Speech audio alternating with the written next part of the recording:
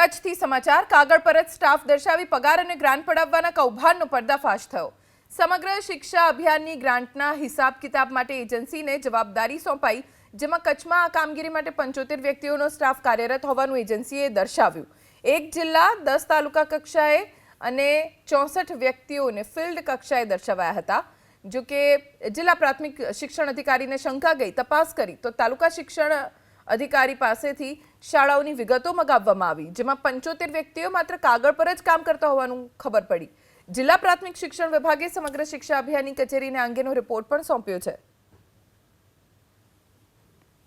गांधीनगर कचेरी द्वारा एक फर्म नियुक्त करवामां आवेली जेटी शाह एंड कंपनी अने ए कंपनीना लगभग 75 जेटलो स्टाफ कच्छ जिल्लामां कार्यरत छे एवुं एमना जे कंपनीना जे धारक है एमनुं कहेवुं छे। एटले ए लोको अवारनवार अमारी पर रजूआत करता कि भाई अमारा कर्मचारीओना पगार माटे वडी कचेरीथी पगार थाय एटला माटे तमे हाजरी पत्रक जे छे ए साइन करीने आपो।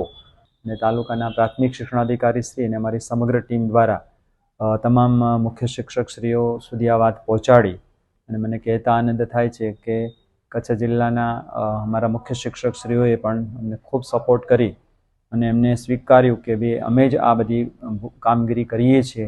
આ એજન્સી અંતર્ગત એક પણ સ્ટાફ એ શાળામાં જતો નથી કે આ પ્રકારની કોઈ પણ કામગીરી માટે એ ક્યારે આવ્યા નથી કે આ 75નો જે સ્ટાફ છે કે જે એક જિલ્લા કક્ષાએ 10 તાલુકા કક્ષાએ અને બાકીના 64 વ્યક્તિઓ શાળા કક્ષાએ કાર્યરત છે એવું એમનું કહેવું હતું, પરંતુ આવું કોઈ સ્ટાફનું અસ્તિત્વ આ જિલ્લામાં નથી એવું પુરવાર થાય છે।